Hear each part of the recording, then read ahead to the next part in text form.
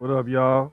Welcome to episode 102 of Studio Sports. Um, man, it's been a pretty interesting week. Um, it's been cool. It's been kind of crazy. Life be life, but it is what it is. And you move on. But how everybody out there doing? Y'all all right?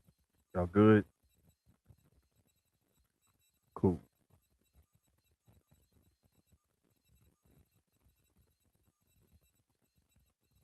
It's getting hot in here. 102 degrees. Man, you tripping, bro. It was a little chilly last night, and I had on my hoodie when I was doing Gresh Unleashed. And today it wasn't that hot, so I just put on my t-shirt. But yeah, man, this weather been tripping though lately. I'm not gonna lie, this weather really been acting a fool. Cause I done seen it like go from I've been pump faking on cooking gumbo. I finally like cut up all my sausage and everything yesterday. I separated the chicken. I got to defrost the chicken and cut it up though. But I got some shrimp in the freezer. I think I'm gonna buy some more because I don't think I have enough. I may just use I don't know, man. Whatever. It depends. But yeah, I'm gonna probably make gumbo sometime soon. I know I gotta make a cake this weekend. Man, I made some cookies last night, bro. Listening to my daughter again, putting less flour in there, and this time they did not come out the same. I think I put too little flour in there. Like, if anybody in Houston, I don't know the name of the place, but it used to be this cookie spot in Sharkstown Mall that used to have like these really like flat, kind of crunchy, kind of chewy kind of cookies or whatever. Um, it was something like that, right? And that's kind of how they came out. They still fire though, cause I did the chocolate chip, but I put the marshmallow bits in it this time. But I think I gotta make some more when I put some more flour in it.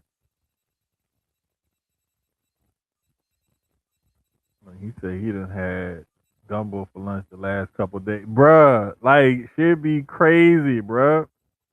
Shit be crazy. Like I was gonna fix something, then I decided not to, and then I was like, okay, I'm gonna go ahead and do it. And then it got warm again. I'm like, nah, I ain't about to do it while it's warm outside. So got some new folks in here. Hello, how's it going? How's it going? Yeah, it's going good. It's going good. Peace to y'all. Love is in the chat. My gumbo came from Captain Tim. Now see, Captain Tom. Okay. I don't know, man. It just depends, bruh. It really just depends. Like, cause I don't trust everybody gumbo. You know what I'm saying? I really don't trust everybody gumbo. What's up, Gina Jordan? My name is right down there, Jermaine. Yeah, I don't trust everybody gumbo, bro. But nah, man. I'm gonna make some though. Definitely gonna make some.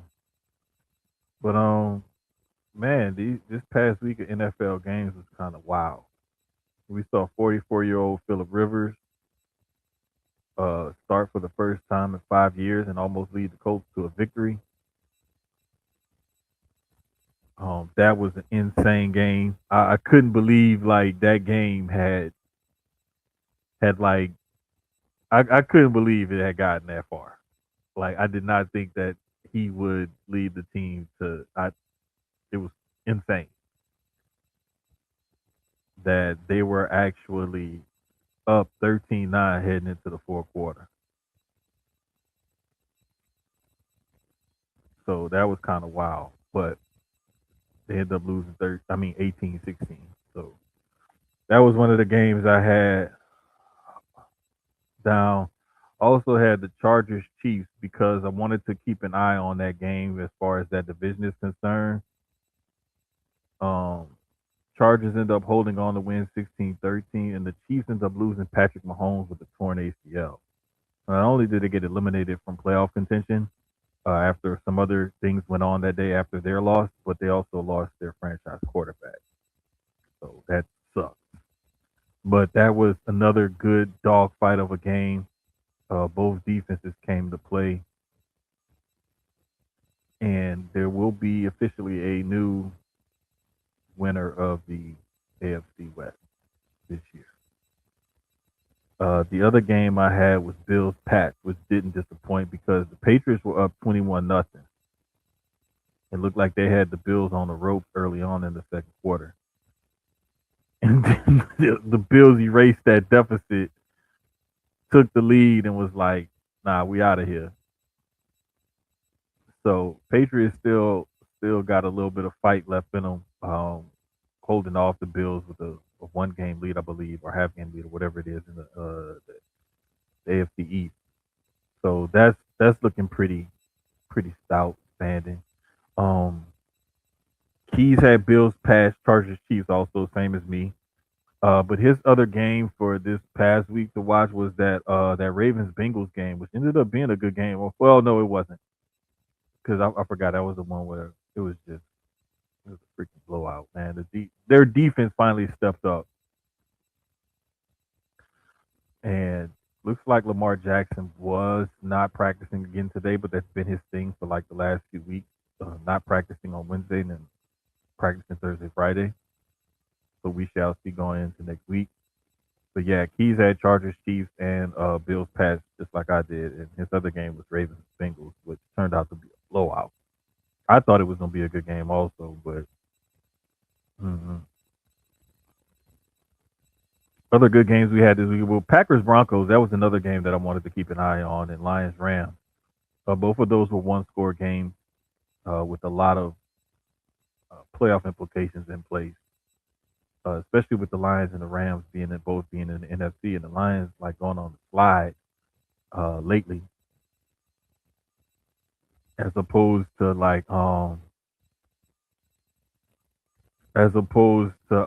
what you call it, like how they started off the season. Like, because I thought the Lions were going to start off the season nice, and I thought they were going to be, but the injury bug has hit that team again, and I mean it's ridiculous what those guys have gone through.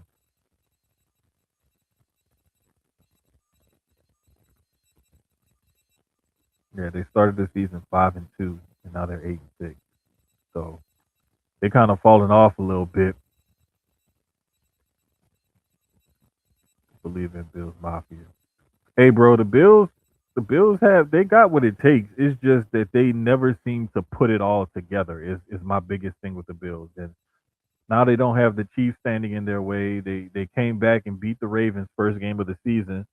So it's like you've been able to beat them. The Chiefs are not in your way. Like the Broncos and the Patriots are the only two teams in your way, and those two teams are younger teams who, with this iteration of players, haven't been to the playoffs, haven't done much, and just the sheer thought of one of those two teams making it all the way to the Super Bowl is still kind of odd, even though they're both leading the AFC with their inexperience, not just at their quarterback positions with Bo Nix for the Broncos and Drake May for the Patriots, but just being able to lock in and overcome some of the things you have to do when it comes to be playoff time. That guys like Lamar Jackson and Josh Allen, have been trying to do and trying to overcome in the playoffs these last few years. So it's going to be interesting to see these AFC playoffs the way it's looking.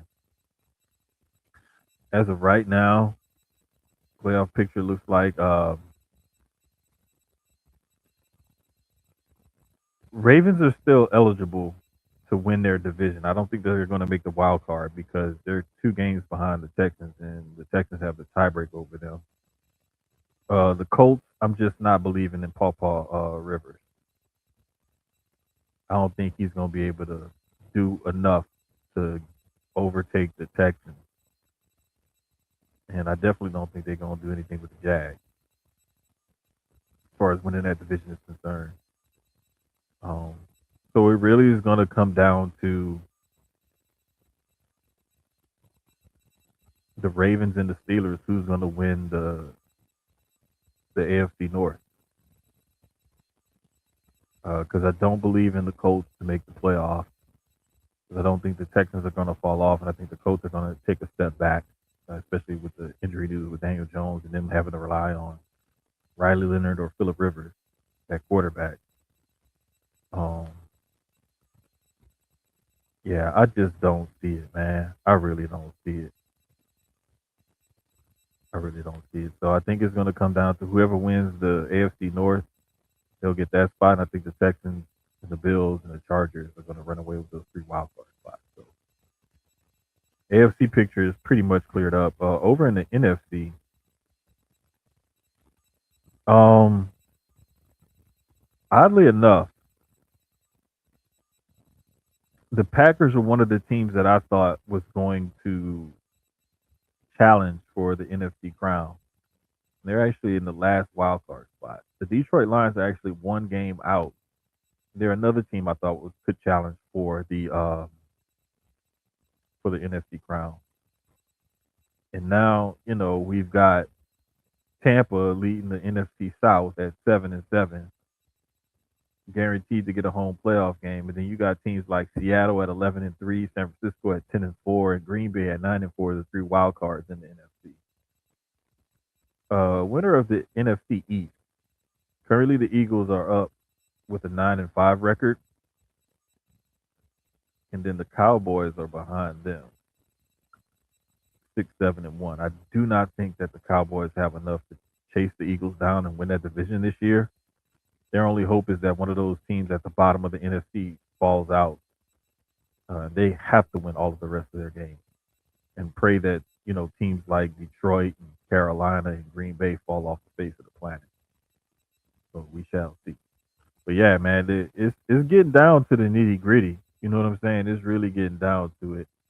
Um, with the games coming up this coming week, though,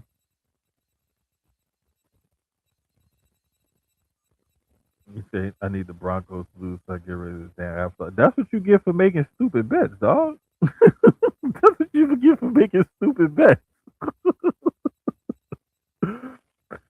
But this coming week though,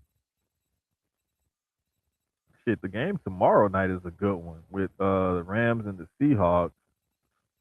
Um, yeah, I'm gonna definitely have to put that one down as one of my games because also the Rams are dealing with Devontae Adams' injury, and he may not be able to play tomorrow night. They're gonna play it by ear, and I guess he's gonna kind of work it out before the game and see how it goes. So playing after you get hurt in a game on a short week on a Thursday night, that's always gonna be tough. But especially when these 2 teams are, you know what I'm saying, when they're kind of locked in, and the Rams are up by a game over the Seahawks, or they're virtually tied, but they have the head-to-head win so far. So it's gonna be interesting, man, to see what happens with those teams. But that's definitely one of my games to watch for this coming week. My other game to watch this coming week is gonna be on Saturday night's matchup with the Packers and the Bears, because that's gonna go a long way in determining who's gonna win that NFC North.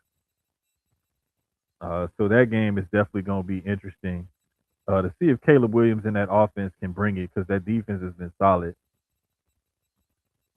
But yeah, they're like a half game behind the Packers are a half game behind the Bears basically because they have a tie. Crazy ass tie. Let me see.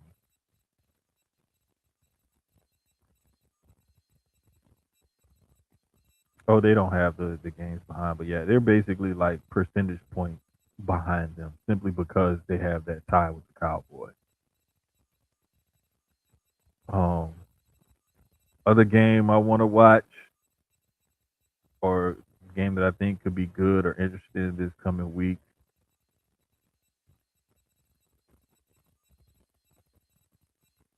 Steelers Lions.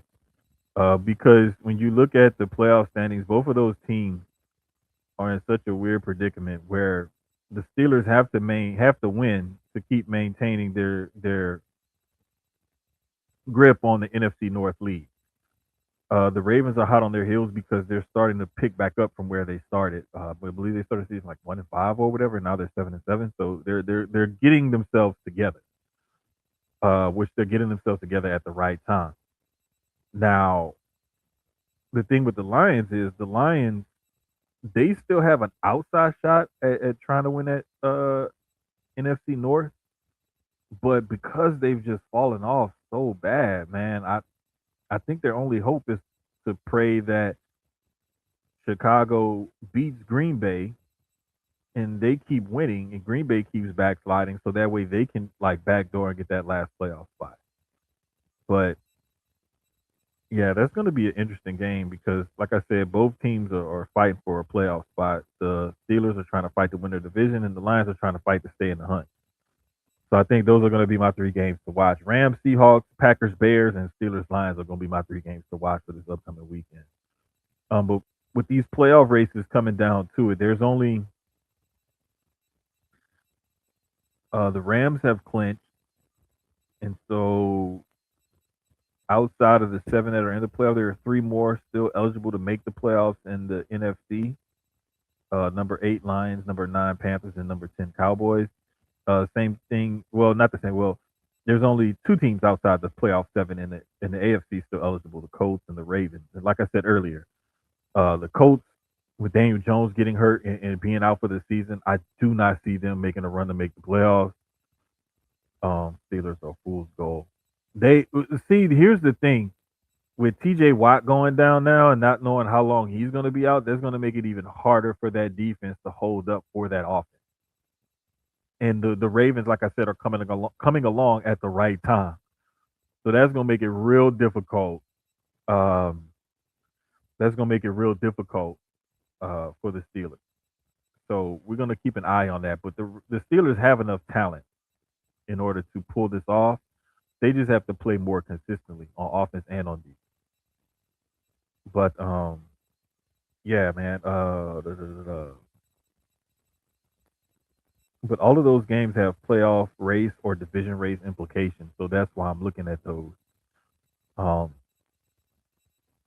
the first two Rams, Seahawks, and Packers, Bears have direct division race implications, but they also have playoff positioning implications. And that Steelers Lions matchup definitely has playoff implications on it for both teams, even though they're in separate conferences. Um, but I imagine if the Cowboys lose this weekend, they're going to be eliminated. So they got to hope for a victory this week. But yeah, man, the season is coming winding down. Other big news coming out of the NFL: the Dolphins decided to bench Tua, and they're in a bit of a predicament because if they decide to release him this offseason, we'll have something like a 90-something million-dollar cap hit. Um, that's going to be spread out over two seasons, basically. So prayers up to them if they decide to do that because they're not in the same position that the Broncos were in when they absorbed that 85 million cap hit from Russell Wilson. The Broncos were in a position where they had a lot of young talent and that defense was building. They just needed to reconstruct the offense. Sean Payton found them a trigger man. They got some more weapons in there and they kept retooling that defense. And now that defense is one of the most outstanding units in the league. And that offense is running, and clicking. And they're finding ways to win games, either after being down or, having a team come back on them and them having to find a way to keep a lead. So it's always fun when you see young teams like that where they can actually like maintain a certain level of play, a high level of play throughout their season, and that they're growing and learning all together. Uh, who would be the most expensive practice squad? Nah, he ain't gonna be on nobody practice squad, bro. He gonna be a backup if anything. I don't think nobody's gonna pay him to be a starter, but I definitely think somebody's gonna pay him to be a backup because, like, the thing is, man, when Tyreek Hill went down, that took out one of their main cogs of their offense, and a lot of their offense is predicated. And if you think about it, when you have a weapon like a Tyreek Hill, he opens up so much for everybody else. Jalen Waddle is nice, but Jalen Waddle doesn't have the completeness and that game breaking, like, scare the shit out of a defense and make them back up and change their coverages like Tyreek Hill had. When you put that kind of a weapon on the field, it changes the way a defense plays. They have to pay attention to him. But what the Dolphins have managed to do is become a much better running team, especially with Devon A. Chain toting the rock.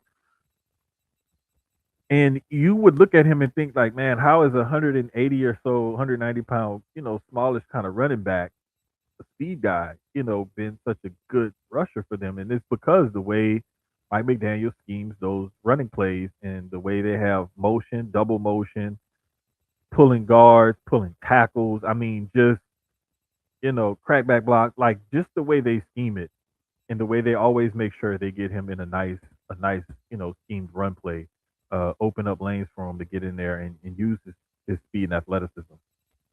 But yeah, man, it's gonna be interesting to see what Quinn Ewers is able to do with the opportunity to start, and how that changes and shapes what the Dolphins' offseason plans may be. My thing is if I'm the Dolphins and I know I'm gonna be on the hook for that much of a cap hit, and Mike McDaniel's on the hot seat. So now you're looking at it like, make it sound like McDaniel's coming back. He might be, because why would you bring in a new coach, have to keep that same quarterback, and think that the results are going to be any different? I mean, who knows? The new coach he may not, but you kind of saddlebagging that new coach with the old regime's problem. That's not really fair to the new coach. You want to let him come in and start clean. So the real question is, does the owner trust the GM? Because if the owner trusts the GM, it's like, hey, listen, I want to get rid of this coach. I want to get rid of this quarterback. If we get rid of this quarterback, we got a problem. If we bring in a new coach, but we keep this quarterback, we still got a problem. But then now I got to figure out, can this guy work with this guy? And then if we realize he can't, well, then now I got to get rid of this quarterback, and then still got to go back to square one. So it's like they're in a real predicament. Ideally, it would be ideal for them if McDaniels could figure out a way to make it work with Tua. Ideally. Cap wise, that would help them out as well. Because absorbing that kind of cap hit over 2 seasons and your team isn't really built for that, that means you're going to have two pretty shitty seasons, because a large portion of your cap over these next couple years is going to be taken up by that dead cap space from cutting Tua. And if you're not already like having a strong and dominant defense like the Broncos had, with some players and some things in place already, even on the offensive side of the ball, you're not ready for that. And the Dolphins do not have that. They were already, like with Tyreek Hill, there was rumors about him wanting out, them wanting to get rid of him and everything else, before the season even started. Of course, that talk subsided and they reconciled, and everything seems like it was good to go until he had that season-ending injury. And then that was it. You need to have the best draft ever. Bro, you would literally have to hit on every single pick you made. Your first, second, and third rounders need to be starters, and everybody after that needs to be at least a rotational player and a contributor, a solid contributor. And you would need to do that 2 drafts in a row, because you're not going to be able to spend a whole lot of money on free agents. So you would literally have to have two, almost three perfect drafts in a row in order to like fill in the empty spots on your roster. I don't know, man. I just think that the only way they could survive that is trading pieces, but then you're trading pieces for draft picks, and then now what do you do? And then if you're gonna do a total tear down and rebuild, you might as well get rid of McDaniels, cut Tua, trade every piece that you can for draft picks, and start all the way fresh. If you're gonna do it, but here again in lies the problem where you have a quarterback that you give franchise quarterback money to that turns out not to be a franchise quarterback. And that's the hardest part about teams that are in that quarterback purgatory, so to speak, when they have a decent quarterback, but they're not sure if that person is the franchise guy moving forward. That's where you walk into a lot of issues and problems. And this is why, like I mess with my friends who are Cowboys fans because some of them hate Dak and some of them don't mind Dak. Some of them love Dak. It's like a hodgepodge. Like there's hot, warm, cold when it comes to Dak in the Cowboy fan base. And the ones that I see who like and appreciate Dak, they don't think he's the best quarterback out there. They just think that he's done good enough to bring the team, to the playoffs and stuff. And they think that he can go further. He just needs more things around him. Then there are those who totally do not believe in him whatsoever, think he's worse. He should have never gotten paid, should never got paid again. Um, and it just whatever. And it's like, you can't always think like that because okay, what's the alternative? How do you get another franchise guy in? Your highest probability of finding a franchise quarterback is drafting really high in the draft and getting a high value prospect and bringing him in. That's how most teams end up getting a franchise quarterback. You're not gonna find them fourth, fifth, sixth round, and you're not gonna trade for them for another team and think that you're gonna stumble upon a diamond in the rough or something like that. That rarely happens. Yeah, but so and so. Yeah, but so and so probably did that, and how well did it work out for them? And how often do you see that happen? So you can't say like that's a good excuse. People like that when they say things to me like that. Well, this happened or this happened. I always ask them, "Do you gamble? And if so, can you show me your winnings or losses? Because I want to see. Because it sounds like you're willing to take unnecessary risks. And people like that, I love to bet against because they'll take a bet that they should never take because they think, well, it happened before, it could happen again. When you start making them put their money where their mouth is, that's when those kind of people tend to shut up. We make the decators sit at the kids' table.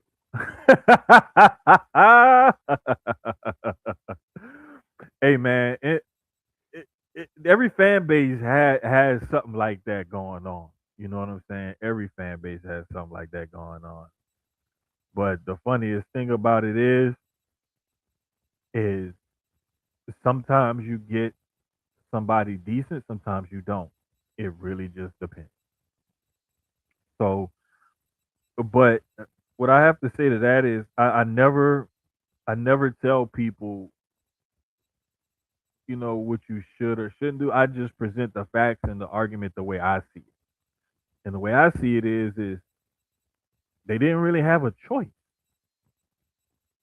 They never drafted high enough to say we're drafting top five, we can pick a franchise guy. And if you trade all these draft picks for this rookie and he doesn't turn out great, well, then you're gonna be pissed that you trade all those draft picks for him and he didn't turn out to be anything. Only team I've seen fade that in the last few years has been the 49ers. So it's just one of those things, man, where I tell people like, hey, listen, you really need to like reconsider your thought process because you simply you can't you can't rely on just finding a guy. Or we'll draft somebody. Oh, we can just do this. You can't just do this or just do that. It doesn't happen. A lot of the time, stuff NFL fans say are so unrealistic, and it's simply because they don't have a realistic outlook or approach to their logic when they're talking about their team because their fan colored glasses are blocking their vision, and they have you know what's it called? They have team colored hearing aids where they can't hear anything but good stuff about their team. And to people like that, I say, God bless you because you're going to walk around with your head in the sand all your life, not wanting to see or hear anything negative about your team instead of being a little bit more realistic. And I get it. Fans are fans for a reason, and the term is short for fanatical. And I understand that. And I get that. But at the same time, it's like, don't get mad at me when I'm pointing out the obvious and you rather live in fantasy land. Okay, cool. You go live in fantasy land. I'm going to live in reality. So it's like they say, shit in one hand and wish in the other one, see which one get full first. So there you have it, Trisha for kids. But another interesting tidbit is seeing what the Cardinals will do with Kyler Murray coming up this year because he's another quarterback who may need to be rehomed due to things wearing thin with his team. Um, Outside of that, man, I don't think there's any other quarterbacks who may be on. Kirk Cousins uh, may be on the move as well. Depends on how Michael Penix's knee is coming along in the offseason. Falcons may want to keep him around for another year just for insurance purposes. But yeah, man, those are the only quarterbacks that I could see like on the move or maybe going somewhere may need to be rehomed that might be able to help somebody or something. Um, Yeah, man, that's about all I got for the NFL right now. It's just really coming down to the end of the season and seeing what teams are going to have which spots in the playoffs because we pretty much have the playoff picture set. There's only a handful of teams vying for the last couple of playoff spots. There's only a couple of teams really that can logically, like realistically, make it. So we'll just have to see about that. Um, Speaking of, excuse me, Dak Prescott is actually leading the league in passing right now. He's got 200 or so yards over Matthew Stafford. So impressive, impressive from Dakota range.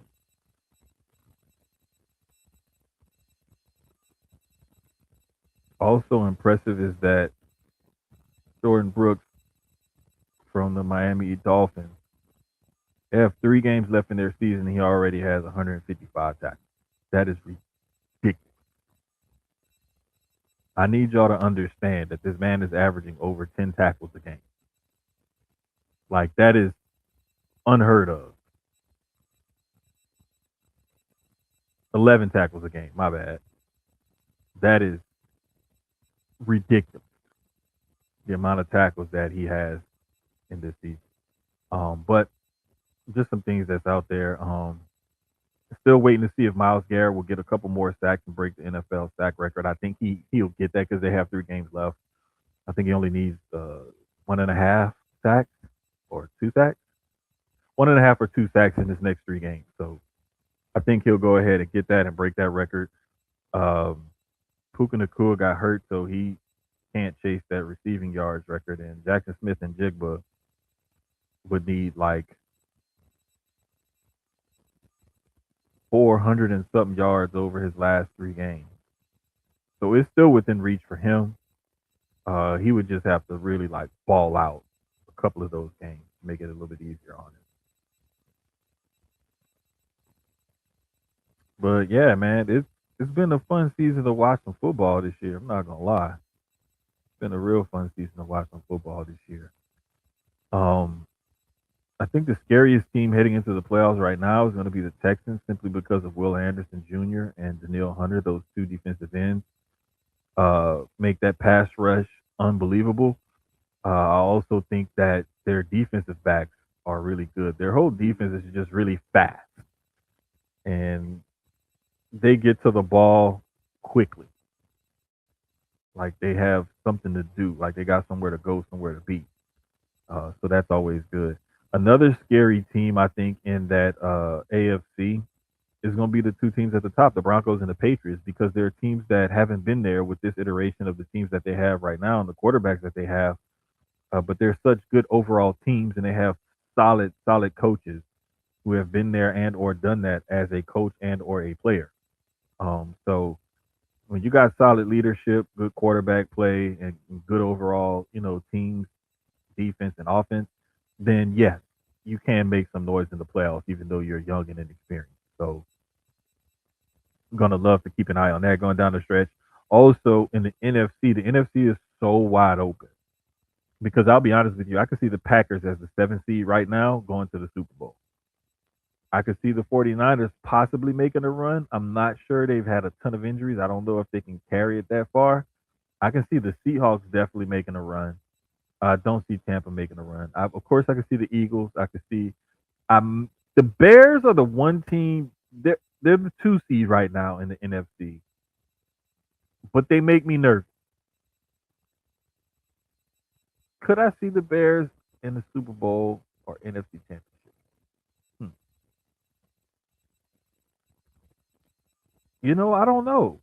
I don't know. The Bears may be one and done in the playoffs, especially if they have to go against the Packers. I don't know, man. It's gonna be interesting to see. I could definitely see the Rams making it. So Rams, Eagles, Seahawks, 49ers, iffy, definitely Packers. I could see those teams definitely making a run. In the AFC, like I said, the Texans, of course, the Bills, of course, I talked about them earlier as well. I think they can definitely make it. The Chargers, I don't think so because I think eventually that the offensive line injuries are going to come home to roost either in the run game or the pass game, and it's going to cost them. The Steelers, like Dallas said earlier, they're fool's goal. I don't believe in them making a run. They have way too many injuries and just not enough overall talent and consistency. The Jags are surprising. The Jags may be that team. The Jags are another team where I feel the same way about them, the same way I feel about the Bears. I'm kind of nervous about them moving forward in the playoffs, and I'm not sure how they're going to do. But they're the number three seed in the AFC, so we got to see what they're going to do. They're 10-4 for a reason, so we just got to wait it out and see. But yeah, man, the NFL has definitely been coming down to it. Over in the NBA, shout out to the Knicks, man, for winning the Emirates Cup. Shout out to the Knicks for winning the cup. Um, they're not going to raise a banner. They just had their little trophy presentation and celebration yesterday and called it a day. So we shall see. They're up. They're still at hanging tight. Number two in the Eastern Conference behind the Pistons. They're 2.5 games behind the Pistons now. Pistons have kind of Knicks have kind of taken it up a notch, and Pistons kind of cooled off after they had that long win streak. But you still got the Raptors hanging around at the 3 spot, the Celtics at the 4 spot, Magic at the 5 spot, Sixers at the 6 spot. I know Keys has been real big on the Sixers, especially because Paul George has come back. You got the Cavs at 7, Hawks at 8, Heat at 9, and the Bucks at 10. The craziest thing about seeing Milwaukee at 10 is seeing the teams that's ahead of them that they should be better than, especially the Heat and the Hawks. Cavs, I thought the Cavs would be a little bit better this year considering how good they were last year. But they've had injury bug hit them in the offseason. 76ers are kind of definitely a surprise still for me hanging on to that sixth spot in the East. The Magic, I had a feeling the Magic would be good because those guys have assembled a nice little squad down there, and adding Desmond Bain gave them the outside shooting that they so desperately miss. The Celtics, I'm a little surprised the Celtics are that good, but Jalen Brown is stepping up and proving that he's definitely a prime time player, and he's got some talent around him still, even though Jason Tatum is out. And the Raptors, they've been a team that's been on the rise the last few years, and they're starting to, finally put it together. So it's good to see them doing good as well. Over in the West, OKC is really going to make a run at uh, 73 wins. They're really going to make a run at that record because that team is very young. They're very good, and Jalen Williams is getting his legs under him after coming back from injury. So They were already the best team in the league, and then you added one of their best players back into that lineup. Like, come on, man, you gotta hats off to them. Uh, the Nuggets are in the two spot, 4.5 behind the Thunder. Lakers are now in the third spot, 5.5 back. Spurs at 4, Rockets at 5, T Wolves at 6, Phoenix at 7, Golden State at 8, Memphis at 9, and Jazz holding it down at the 10th spot. The Jazz better be careful because they're only a half game ahead of the Trailblazers and a game ahead of the Mavericks for that 10th spot, that last play-in spot. So they better be careful. Super surprised that Phoenix, with the trade and everything, like they've still maintained, relevancy. Um, the T Wolves at 6, I thought that they would be a little bit better because I'm an Ant believer. I love Ant. I think he's one of the best players in the game, one of the faces of the league right now. The Rockets at 5, I'm loving what they're doing offensively. They're very efficient. Then they've maintained their defense some. Spurs are an unbelievably good team, and they're only going to get better once all those guys get healthy. They've had Wemby miss some games. De'Aaron Fox recently came back from injury, so once their team and Wemby just came back as well. Once those guys get healthy and get their chemistry, I believe they'll be making a run. And the Lakers better be careful because they're now virtual tied with San Antonio in that 3-4 spot. So, to watch out. And the Nuggets have reminded everybody that they're still the Nuggets, that they're still one of the best teams in the league as well. So, this we're still early on into the season. Like most people say, the NBA doesn't really start until Christmas, right after Christmas. That's when the real season like really kicks into gear. Um, which is always fun to watch the Christmas Day games because they're a showcase for the league. But I'm just loving the way the league has been playing this year with everybody basically chasing OKC, and it's basically OKC, and then there's everybody else down there. That's basically what I've been seeing. Speaking of the Cavs, man, they're getting blown out right now by the Bulls. Bulls up 16. The only other game on TV tonight is Memphis up 101-98 right now with 3:37 left in that game over the T Wolves. So that one is going to have a little bit of playoff implication as the Memphis Grizzlies sit at 9 and the T Wolves sit at the 6th spot. T Wolves got a 3-game lead over the Suns for that 7th spot. So they're okay. They can fade this loss, but you don't want to drop too many of these games, especially with teams in the Western Conference. And as far as Cleveland's concerned, Cleveland's about to lose that game definitely to Chicago.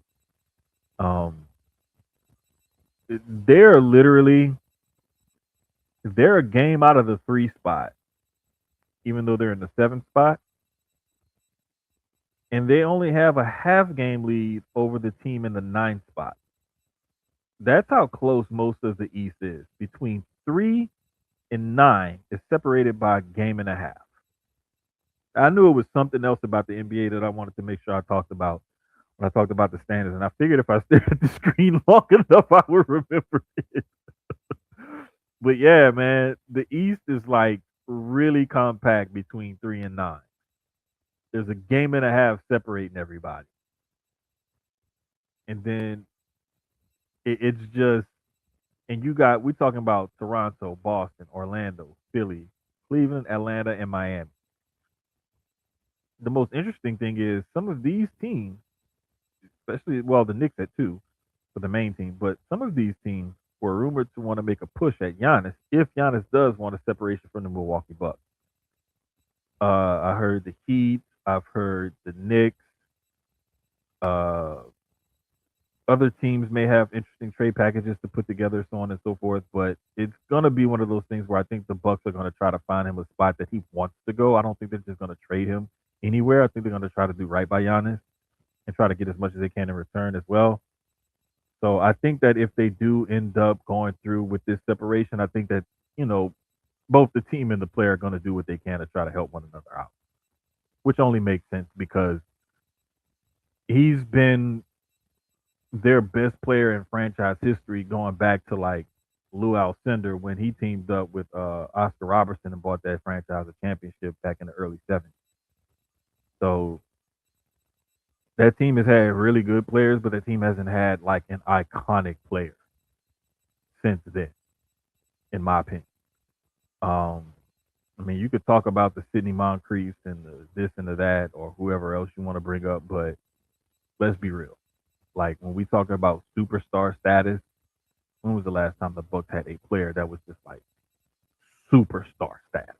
Not just an all-star, superstar status. Ray Allen, all-star. Glenn Robinson, all-star. Ben Baker, all-star. But those guys weren't like superstars like Giannis. So we shall see. But that's always going to be something that's going to be interesting to watch leading up to the trade deadline is where some players go, where some players decide to go, especially like superstars like Giannis who could definitely shift not only potential playoff outcomes, but potential championship outcomes. So that's definitely going to be something to look at. We got the playoff games coming up this weekend in college football.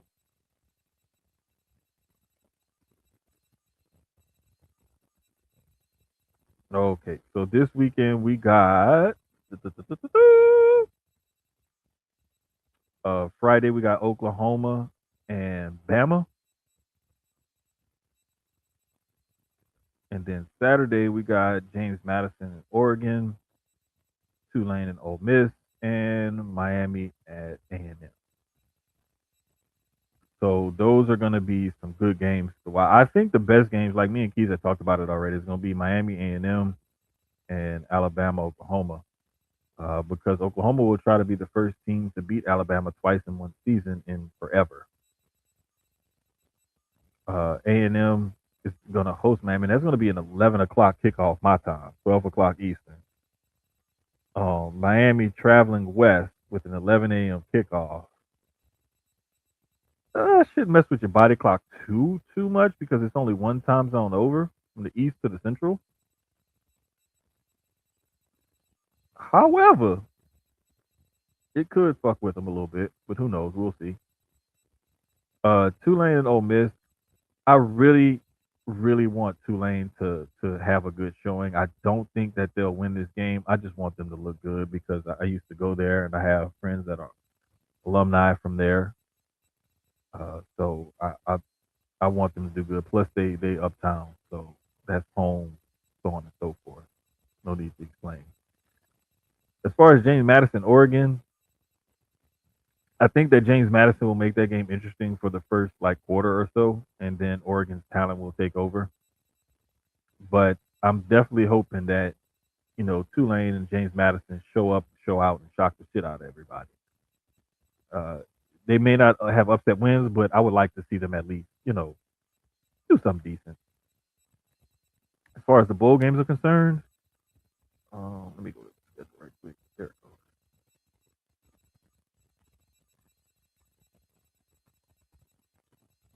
Matchups that I'm interested to see this week. Where is it? Memphis, NC State in the what is it? That's the Gasparilla Bowl. Yeah, that one. Definitely looking forward to that one. Saturday is all the playoff games. Monday, Washington State. No, not really. I don't think it's another bowl game. I'm really, really like looking forward to until sometime like late next week. I think. Yeah, Penn State and Clemson is going to be interesting to watch at Yankee Stadium, just because number one, it's at Yankee Stadium. Number two, I want to see what those two teams who had higher expectations and then kind of fell off this year are going to do against each other. And the rest of the games, I have to check the draft prospect list again and run it across these bowl games to see who we got coming out or who could potentially be coming out and what they look like and everything. I don't trust Oregon. No, bro. Oregon has Dante Moore at quarterback. He's one of the top prospects at the quarterback position coming up in this coming draft. Some people have him as their number one overall quarterback prospect. Some people have him definitely top three. But he's an interesting kid. He's kind of slight, kind of reminds you a little bit of Jaden Daniels. But definitely gonna be interested in seeing what Oregon can do and what Dante Moore can put on film to show, his worth and his wares leading up to the draft and whatnot. As far as men's college basketball is concerned, Nebraska with the biggest jump in the polls, up 8 spots in the AP and up 7 spots in the coaches poll. Illinois took a tumble; they're down 5 spots, and Alabama is down 4 spots. Those were your teams, the biggest movers in the polls as far as from last week to this week. Oh, Florida! I forgot Florida. I think Florida lost twice this past week. That's why they dropped 5 spots. And I think Illinois dropped a bad game or something like that. That's why they dropped 4 spots. And Nebraska is finally showing up in the polls. They're shooting up the rankings. They're undefeated still. So keep an eye on that undefeated Nebraska team so far. As you get into conference play, though, this is the time of the season when you start getting into conference play into December, January, February. When you get into conference play, that's when you really see water find its level because now you're going up against schools and teams that you see often. You know them, they know you. You know their tendencies. The staffs know each other and whatnot. That's when you really start to see like, okay, you know, who's really who and what's really what as far as these teams are concerned. But normally college basketball really kicks in to me in January. That's when it really kicks in. When the kids get back to school and classes are back underway, conference schedule is fully underway for everybody. That's when I really like to see college basketball get like juicy. Over on the women's side, um, biggest riser was Louisville up 6 spots to number 16 in the polls. Carolina dropped 6 spots in the poll. Biggest faller right there. Top 7 remain unchanged over on the women's side, and the top 6 remain changed on the men's side. If you look over at the AP, the top 11 in the AP stay the same. For some reason, they flip flop Gonzaga and Houston in the AP. Other than that, the top 11 would have stayed the same over there as well. But yeah, like I said, college basketball, the time that it really kicks off to me is in January. That's when I really like lock in and like to pay attention to it because those conference games are dogfights. So we'll continue to see what's going on over there. But yeah, the ladies are getting it in. UConn's still number one, Texas still number two, South Carolina still number three. Over there on the ladies' side, and on the men's side, now see this is what I was trying to tell House. Duke did get some votes for number one again this week. Uh, but the thing was like he was thinking because they beat number I believe it was number 6 or 7 at the time, Michigan State on the road by 6. He thought that they should be number one, and I was like, nah, bro. Like they got 2 other teams ranked ahead of them.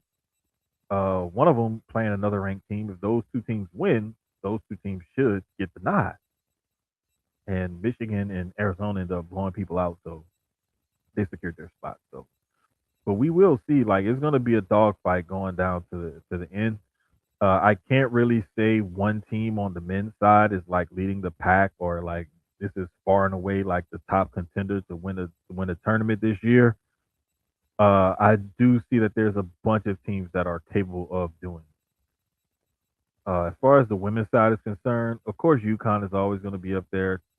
Texas keeps a solid team, and South Carolina is going to be there. But that UCLA team is something to watch out for as well. But there's a few teams over there that I definitely watch out for. Um, so you may have 1 or 2 teams that look really dominant on the women's side every year, but all it takes is for those teams to have one bad game because in the tournament is one and done. So if they have an off night or get into foul trouble or they can't hit shots or turn the ball over, whatever it is, you can find yourself out of the tournament. So it's gonna be good to watch them and see how that goes. Coming up this weekend, I want to say we got the Anthony Joshua Jake Paul fight. I want to call it more than that, but I just don't see it. I just really I don't know, man. I am I gonna watch it? Yeah, definitely gonna be tuned in.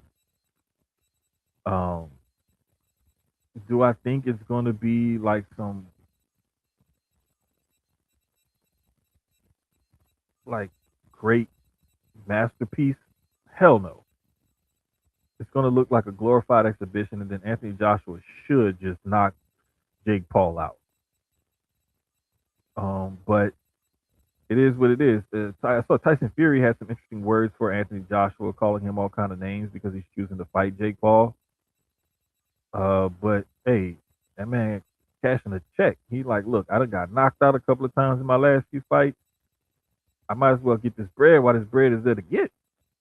So it is what it is. I mean, this is where we are in boxing today, and this is why the promoters need to take a step back and allow the governing bodies to step in and govern and actually do something with the sport.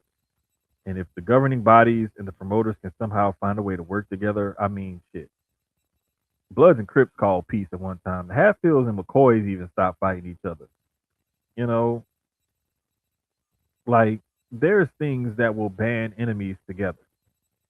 I'm sure if y'all figure it out, y'all get together, y'all can figure it out and find out a way that y'all can work together and possibly make even more money. Just make the sport better. Bring it back to what it used to be. But to me, promoters are too busy crafting fighters' careers instead of, you know, helping them build a legacy. Stop being afraid of a loss or looking bad in a win. Like if your fighter can fight, let him fight. Fight the biggest, the baddest, and the best. Prove who's the number one guy. And if that guy ain't it, hell, have your eyes and your hands and your hooks in the next guy. If you're a good enough promoter, you ain't got to worry about protecting your golden goose because you can find another one or make another one. This is what happens though when you get promoters who have taken over the sport. What up, Sloan? This is what happens when you get promoters that have taken over the sport. Their greed becomes they're led by their greed of money. And the only way they can make money is if they're selling tickets and pay per views. The only way to sell tickets and pay per views is to have some hot shot fighter that's undefeated or that looks great. The only way to do that is make sure you craft his career to where he's fighting guys you feel like he can beat. That he's got to be exciting enough to sell the tickets, to sell the pay per views, or to get people to buy all of that stuff for you to make him a golden goose. So we shall see, man. I don't know. I hate what the sport has become, and I really don't like it, but it is what it is, and it ain't nothing really we could do about it because I mean, hey,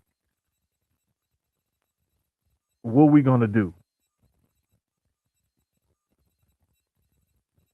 Ain't much we could do about it. We're gonna keep watching. But another thing is, it just is what it is, and we can't complain about it because that's the sport.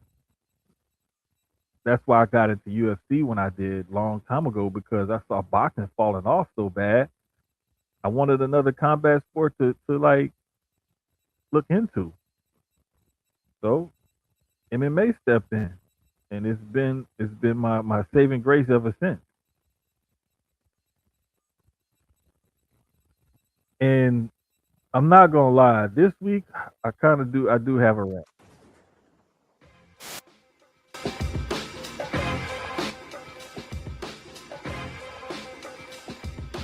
This one's strictly for college football. So listen, let me take a sip of my drink.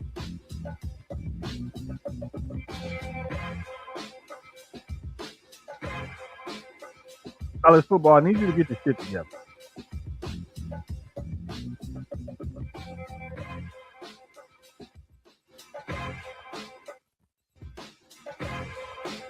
Because here's the thing. You got the NIL deals where players are now asking coaches, how much am I gonna get paid? Instead of how am I gonna play? You got the calendar set up to where the Lane Kiffin Ole Miss LSU situation happens. Stuff like this is going to keep happening because coaches can move about and do what they do, right? Now, unless you set up your calendar, your recruiting, bowl games, playoffs, and all of that, to where this player, coach movement, transfer portal opening, and all of that can line up to mimic a better offseason schedule, you'll keep having shit like this happen. There's always going to be some coach at some school who's going to get lured away by another school. Who's going to have to force the buyout clause in the contract. Who's going to move to the next whatever, especially across the conference. You're going to get all these players that's going to keep looking for like paychecks and stuff. Got to find some way to regulate it. The NIL stuff to me is on the blood is on the NCAA's hands for not getting in there and letting it happen earlier and sooner and regulating it once it did happen. They took their hands off and now it's basically a free for all. As far as the coach movement and everything else is concerned, the schools and buyouts and all that kind of thing, y'all got to fix the calendar. If you fix the calendar or fix the transfer portal, you won't have to worry about this kind of stuff happening. So don't blame Lane Kiffin. Don't blame the players. Don't blame the boosters, the NIL collectives. None of that. This is strictly on you, NCAA. This is on y'all for not taking control of your sport like you used to have. You know, NCAA used to have a chokehold on their sport. They done got soft. And now, this is where we are. But anyway, man, that's this week's show. I didn't want to stay long because I am tired.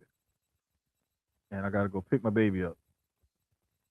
So, for my brother Keys, for everybody on the network, all that good stuff, you know where to find us. You know where to follow us. At Stu Steele Sports with the Z. At D_Jermaine. At DX Keys. This is episode 102, presented by Dubby Energy. We'll holler at y'all next week.